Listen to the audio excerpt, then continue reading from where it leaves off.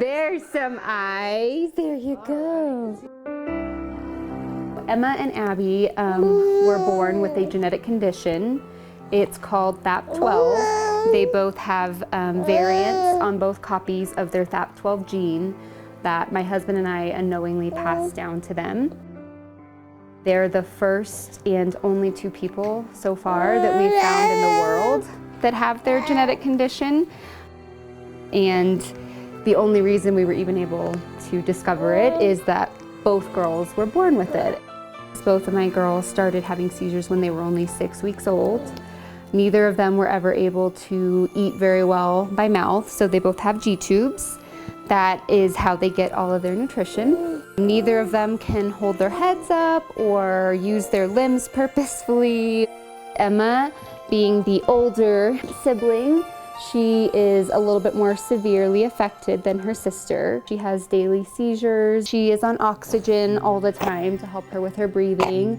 In the mornings, she gets a breathing treatment to help clear out her lungs and get her ready for the day. And that entire process takes up to an hour or longer.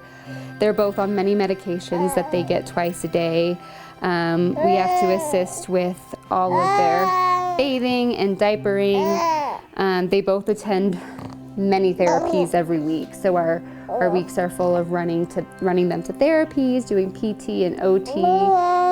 One day they're doing great, and the next day we're in the back of an ambulance on the way to Children's Hospital for different reasons. And so we live on edge of it possibly completely falling apart from one day to the next, which can be very scary.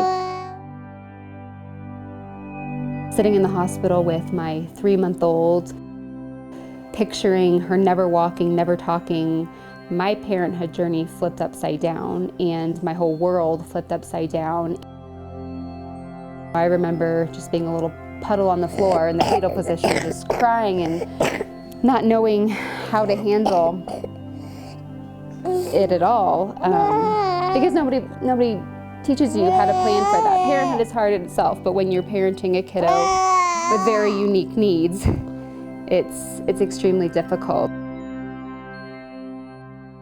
Learning to cope has been very hard, and it's taken a long time to get to a place of acceptance and a place of peace.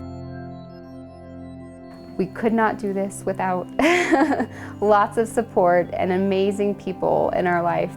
A couple moms and I run a local moms group. We get together monthly and we just support each other and share our stories and are there for each other if anybody's going through a rough time. We've been able to start a research foundation, getting the pieces in place to where we could treat them genetically. So we're doing animal models. We do have zebrafish that have the genes of the girls replicated. We have replicated their gene in mice. You know, we always say that the girls gave each other a gift. Emma gave her little sister the knowledge of how to treat this disease better, but Abby gave her big sister the gift of actually having a diagnosis that we can fight to find a long-term cure. I know that even if we find treatment, my girls are not curable. They're too far along in their disease to have a normal life at the end of the day. But what we're learning is going to impact the future of this particular genetic disease, and I think of genetic diseases and rare diseases in general. Both girls love swimming all year round and water therapy, but what we struggle with is a floating device that fits them. They always use this little neck ring that worked well, but I think it's only meant to go up to like 15 pounds or 20 pounds or something, and we're pushing that pretty fast. So we're trying to find a floating device that is made for kiddos with disability and is going to grow with them or at least meet them where they're at right now. If you'd like to help Emma, Abby, the family, and so many other Courageous Faces Foundation champions, please consider donating. It makes a world of difference.